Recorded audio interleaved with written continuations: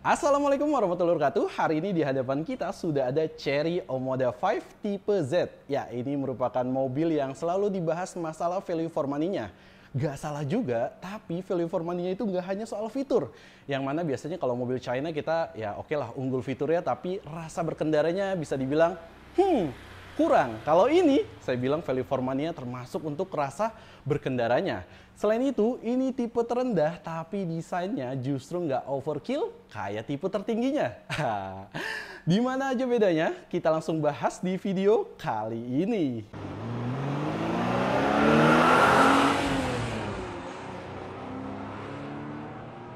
Art of Motion adalah filosofi desain yang fungsional dan juga indah. Jadi jelas betul untuk urusan desain Omoda 5 tidak seperti jajaran produk Chery lainnya yang sudah masuk ke Indonesia. Yang mana desainnya itu terkesan generik dan ya common aja gitu ya. Tapi bukan hanya desain atau fitur yang biasanya menjadi nilai jual yang ditawarkan sebuah brand dari China, Omoda 5 juga menawarkan rasa di balik kemudi yang asik. Yang sudah beredar terbagi menjadi dua pilihan mesin. 1500cc dengan turbo, yakni hadir dengan trim RZ sebagai varian terlengkap, dan unit yang kita tes ini trim Z varian terendahnya. Dan ada lagi yang bermesin 1600cc dengan turbo dengan varian GT all-wheel drive dan juga GT front-wheel drive. Yang mana di kesemua trim bahkan sampai varian terendah kita tetap mendapatkan fitur radar alias ADAS. Nah, pertama kali bawa mobil ini ya, kemudian parkir dan istri lihat, itu dia langsung bilang, ini mobil elektrik ya? Mungkin yang pertama karena warnanya nih, Blue Turquoise ya, memang ini warna yang saya suka juga ya untuk di Omoda 5. Tapi warna ini, itu banyak dipopulerkan warna-warna pastel, kalau saya bilang itu lebih kepada Wuling REV. Jadi image-nya mungkin elektrik. Yang kedua, ya desainnya sih, desainnya futuristik banget. Yang mana agresif, jadi kesannya futuristik itu melekat pada high teknologi, penggunaan elektrifikasi ataupun juga hybrid minimal gitu ya. Dan yang jelas untuk desain depan ini lebih clean. Di mana clean-nya? Yuk kita bahas. Pertama dari lampu sen. Lampu sen sih sama, perlampuan ini sama semua. Bedanya lampu sennya tidak running light seperti di tipe RZ, tapi biasa berkedip ya. Dan ini juga masih sama fungsinya untuk lampu senjanya. Dan di bagian bawah klasternya terpisah. Ini ada dua buah LED ya dengan proyektor. Jadi advance lampu dekat, lampu jauh proyektor LED. Tapi di bagian bawah ada yang multi reflektor LED. Ini untuk cornering lamp gitu ya. Kalau kita misalkan mau belok kanan, kasih sen kanan, ini langsung menyala dan menambah lebar dari sudut pencahayaan kita gitu. Untuk di bagian tengah sama, logo Chery di bagian depan dan juga ya grillnya sih. Ini grillnya jujur aja saya agak kurang suka dengan desain dots-dots yang warna chrome seperti ini. Ya tapi ini selera. Overall oke banget karena di bagian bawah udah nggak ada lagi list merah seperti di tipe RZ. Ah, ini digantinya jadi warna abu-abu gitu aja. Kelengkapan di depan masih ada sensor parkingnya, tapi nggak ada kamera 360 buat yang tipe Z ini. Kita lihat dapur pacunya dulu. Nah, sambil lihat dapur pacu, memang ya desainnya ini saya bilang seperti Nissan Juke waktu awal keluar. Jadi antara love or hate it. Jadi benar-benar suka atau benci banget sama desainnya. Kalau saya sih termasuk yang suka ya. Ya nggak tahu, mungkin sering berjalannya waktu bisa jadi ini cepat terlihat out of date gitu ya. Mungkin saja. Kita buka. Nah, bisa dilihat sendiri sudah menggunakan pegas untuk hoodnya. Dan ya untuk dapur pacu ini sama dengan tipe RZ-nya. Ini 1500cc 4 silinder dengan turbo. Yang mana muntahan tenaganya itu di kisaran 145 horsepower. Tapi torsinya ya berkat turbo ya 232 Nm kalau nggak salah gitu ya. Tapi memang kalau dibandingkan dengan HRV itu hampir 177. Karena ini kan harusnya saingannya dengan HRV RS sih. Nggak. Kalau yang tipe Z mungkin bisa untuk HRV yang 1,5 tanpa turbo. Nah, kemudian untuk ruang mesin ya ini semi terekspos kalau saya bilang ya. Karena di sini ada cover, di kanan kirinya juga rapi. Tapi di tengah ya masih kelihatan cukup jelas. Jadi nggak kayak Eropa banget gitu ya. Kemudian di bagian atas sudah dicat tapi belum ada finishingnya. Dan juga di sini sudah lengkap dengan peredamnya. Ya, ini dia nih, Omoda kalau dari samping. Secara dimensi, ini bisa dibilang paling di kelasnya ya. Sebut aja kompetitornya HRV, X-Force, kemudian siapa? Suzuki Grand Vitara, kereta, dan lainnya. Ini paling lebar, paling rendah. Bisa dilihat ya, tinggi saya tuh 180. Jadi kelihatannya mungkin rendah banget dibanding saya. Dan juga paling panjang. Nah, jadi ini palingnya nih untuk masalah size. Dan ya, kalau misalkan dari samping bisa kelihatan desainnya nih. Ini rasa-rasa SUV coupe yang mana ini biasanya ada di mobil Eropa gitu ya. Waktu itu yang pertama kali tuh Mercy atau BMW tuh. Antara dua itu sih. Dan urusan kaki-kaki, ya ini masih sama dengan tipe RZ. Velgnya ring 18 dan dibalut ban 215/55. Tapi yang saya bilang tadi, finishingnya nih. Jadi manis, hanya hitam, hilang warna merahnya. Termasuk yang di kaliper rem ya. Karena kalau yang di RZ itu kaliper rem juga merah, racing banget. Tapi pengeremannya memang sudah advance. Di keempat sisi roda sudah rem cakram. Kemudian ke bagian bawah sini ya ini masih ada over fender yang mengitari sekujur bodinya ya. Memang ciri khas SUV di zaman now. Dan beralih ke bagian spion. Nah ini juga yang hilang ya. Di sini harusnya ada merah nih. Jadinya ornamen karbon lebih cakep sih. Walaupun karbonnya kayak printing, kayak cetakan sih tepatnya gitu ya. Dan juga di bagian bawah sini nih. Nah ini juga jadi karbon. Jadi lebih sporty dan minimalis gitu ya. Nggak overkill. Bagian spion masih ada lampu sen LED. Kemudian di bagian pilar ini jadi black dove, nah, jauh lebih manis juga, nggak black piano, karena biasanya scratch-nya kelihatan banget. Kemudian ya, desain sampingnya sih. Pinggulnya ini juara banget saya bilang nih, aduh. Walaupun kalau dari belakang ya love or hate it ya, tapi saya yang termasuk hate kalau untuk bagian belakang. Kurang, apa ya, terlalu ngangkat gitu di bagian belakangnya. Oke, di bagian belakang nih, yang pertama desainnya memang melandai banget ya, kelihatan banget kalau ini SUV tapi agak kekupe-kupean gitu lah.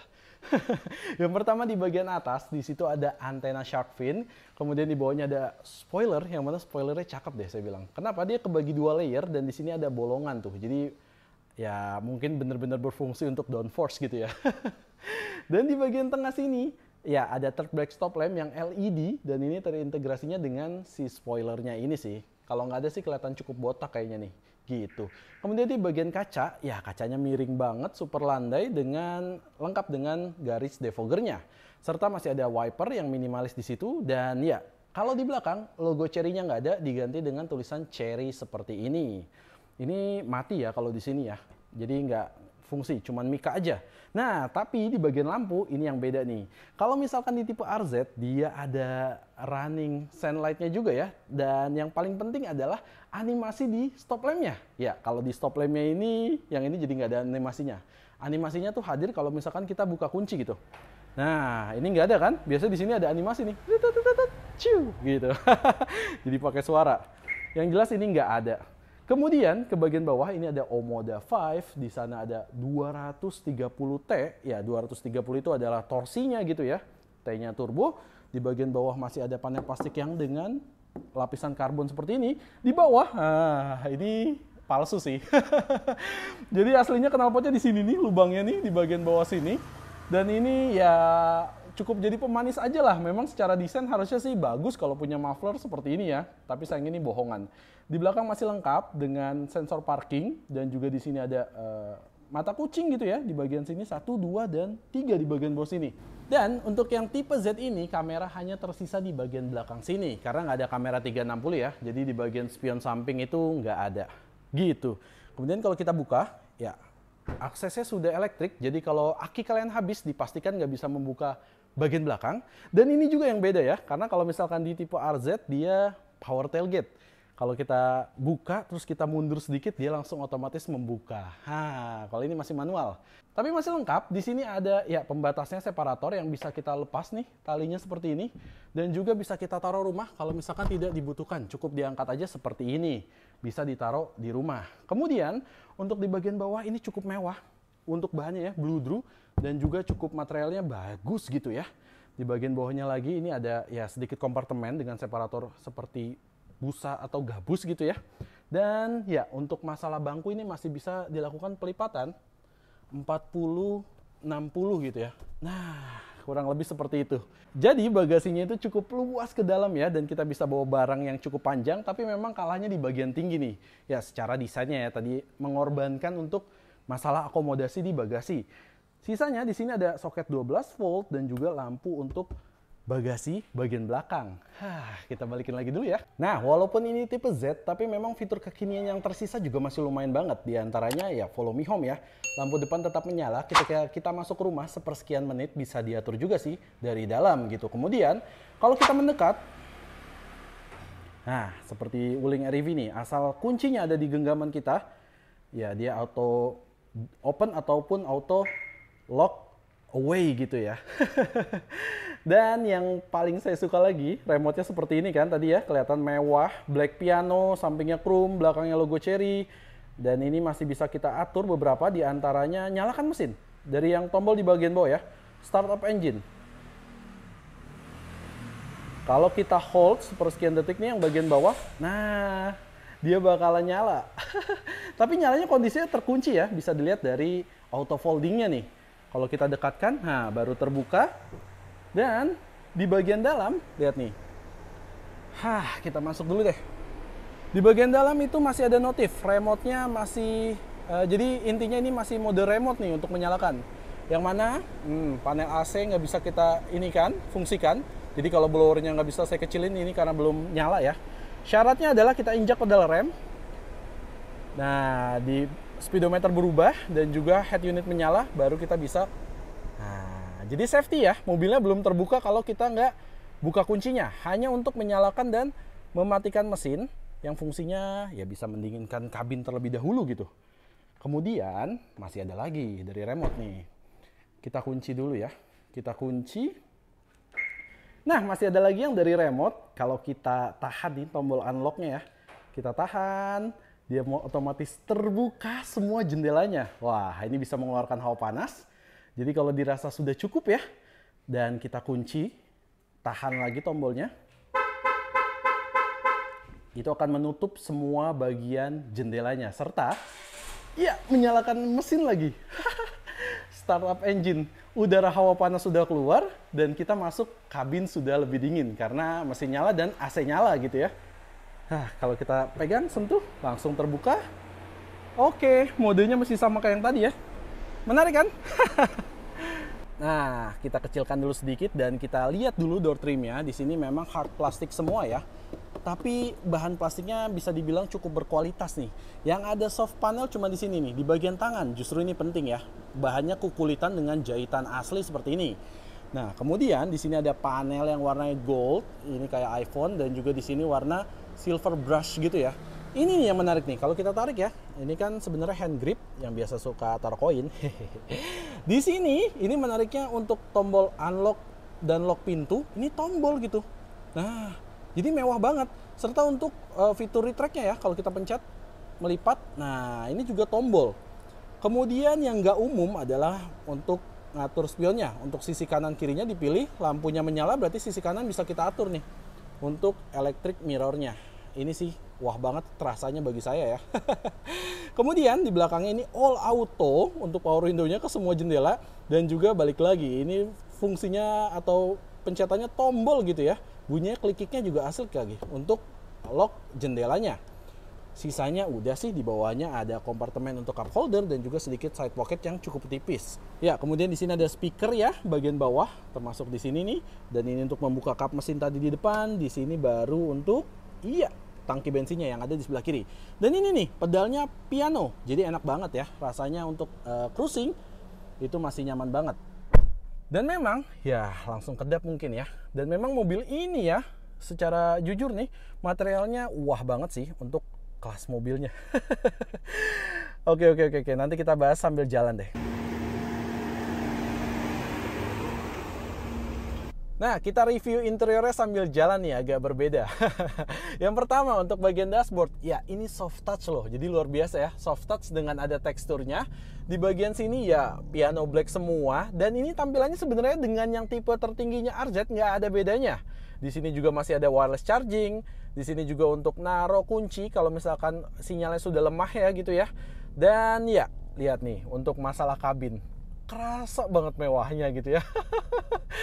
Dahsyat banget sih untuk ukuran 330 juta. Yang kata-katanya sih ada tuh yang dapetin diskon 25 juta jadi 300 jutaan. Jadi milih Alves atau ini. Bahkan Rocky Race juga ada yang segitu ya kalau nggak salah ya. Race ya. Nah, kemudian untuk bagian lingkar setir ini memang menarik banget. Dia cukup besar ya, nggak terlalu kecil, dan bawahnya flat bottom. Futuristik banget. Dilapisin dengan kulit. Sisanya ornamennya black piano dan juga lengkap perjarian kita. Di sebelah kanan untuk mengatur MID ya, dan juga Bluetooth teleponnya serta head unitnya. Sebelah kiri, ini nih. Semua radar ini masih ada di tipe yang terendah ini. Nih, lihat nih, ada kotak di sini kan. Jadi radar-radar untuk lane departure warning, kemudian ada lane keeping assist gitu ya.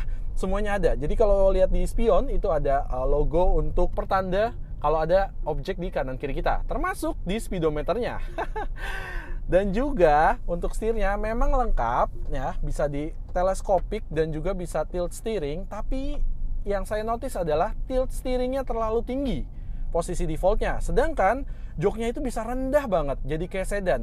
Sayangnya posisi setir agak tinggi nih. Jadi kalau buat saya ini harus dinaikin sekitar 3 step baru bisa rata dengan posisi yang seharusnya dengan setir. Dengan catatan posisi duduk nggak bisa rendah alias agak commanding gitu. Sayang ya, dengan desain mobil yang sesporty ini, tapi posisi duduk nggak bisa rebah seperti sedan gitu. Kemudian untuk urusan lingkar setir ini rasanya masih cukup terasa feedbacknya dibandingkan dengan mobil China lainnya seperti Wuling ya. Wuling itu no effort banget, terlalu enteng. Jadi mungkin untuk dipakai di perkotaan nyaman, tapi kalau untuk yang suka rasa berkendara, kayaknya lebih baik pilih yang seperti ini sih. Lumayan ada feedbacknya. Desainnya mewah ya, tulisan Chery-nya dulu nih.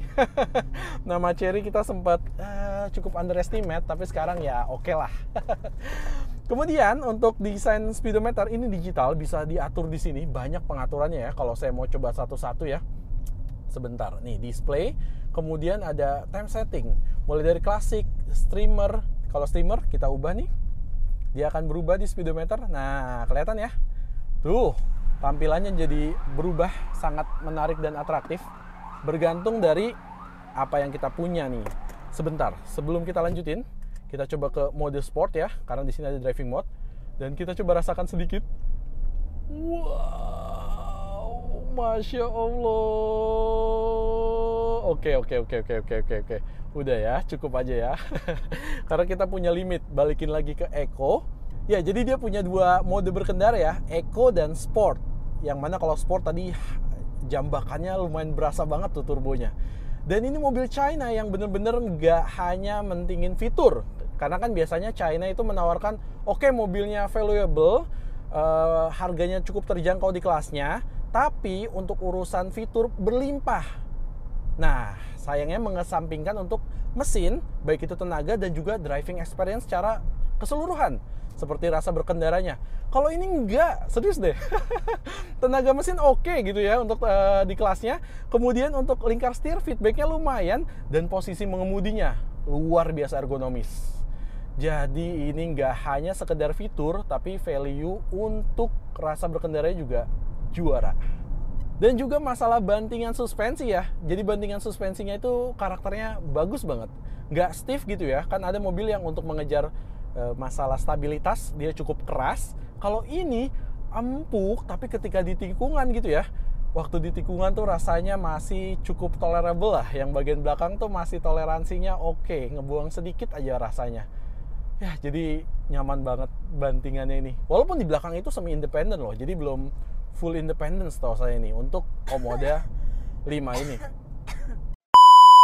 Oke, kita lanjut lagi bahas sedikit di interior.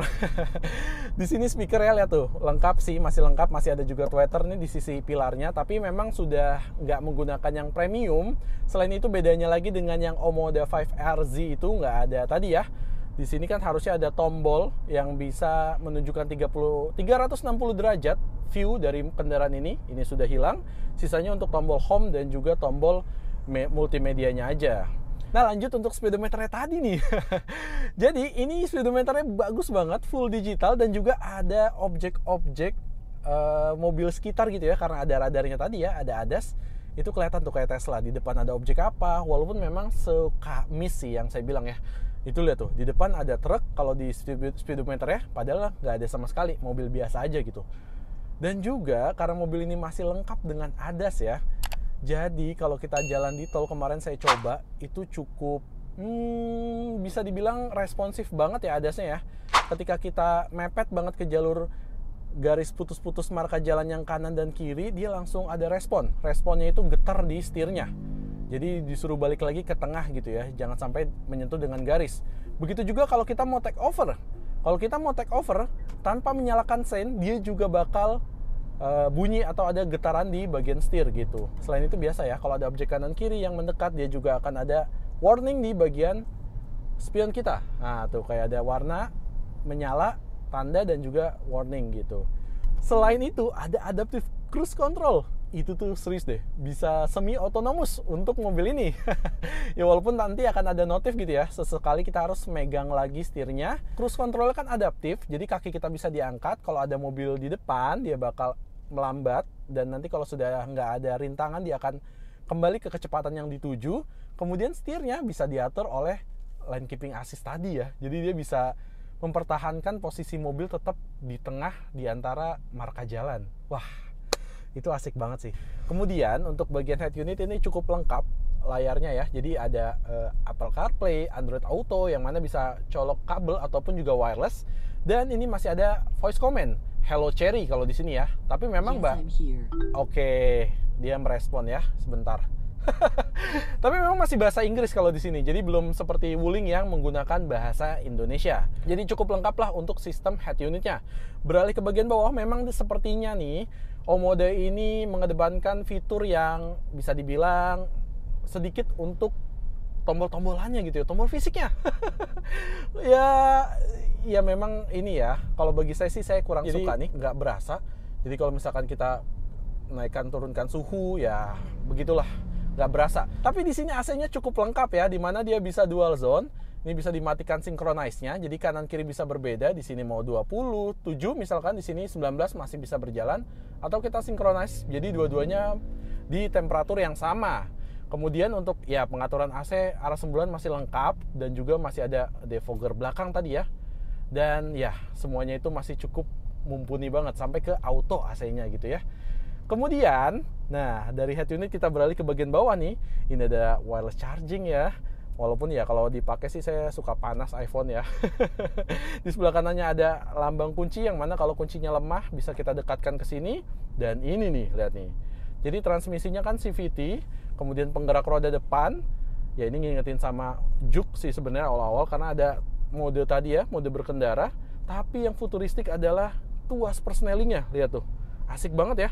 Yang mana di sini ada mode manualnya yang bisa kita tekan di sebelah kanan, kemudian kita geser tuasnya ke depan atau ke belakang sehingga aktif fungsinya gitu ya.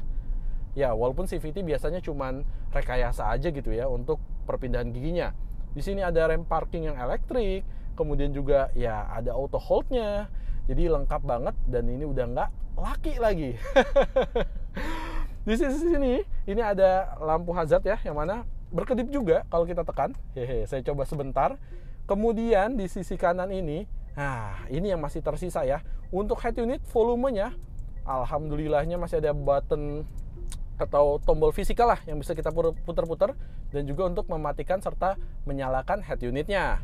Nah kemudian di sini harusnya ada ambient light, nggak nyala karena ya modenya harus nyala lampu besarnya sih gitu. Jadi dia baru menyala tuh. Ini bisa kita atur warna-warnanya, bisa diganti.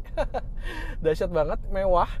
Dari mulai situ sampai dengan ke door trim. Nah, di sini ada dua buah cup holder lengkap dengan ambient light-nya. Di bagian sini, ini ada tempat penyimpanan yang mana kalau kita buka cukup dalam, dan di sini terhembuskan oleh AC ya, karena di sini ada ventilasinya, jadi kayak XL7 gitu ya. Kalau minuman kalian dingin masih bisa terjaga tingkat dinginnya gitu. Kemudian di bagian atas ya, ini kalau bisa dilihat vanity mirrornya ada ya, bagian kacanya rapi tertutup dengan cover. Kemudian di bagian tengah ya, di sini ada lampu kabin yang LED, dan juga ini ada dummy tombol yang mana kalau tipe RCZ kita tahu itu ada sunroofnya di bagian atas. Ini jadi dummy aja nih. Kalau ini untuk tombol mengaktifkan lampu ketika kita membuka tutup pintu ya, gitu. Nah, kemudian di atas ini yang saya notice, di sini tuh nggak ada lampu kabin lagi ya. Kalau di RCZ setahu saya ada sih. Jadi ada lampu kabin di tengah, di belakang sunroofnya. Ini jadi cukup di depan aja, gitu.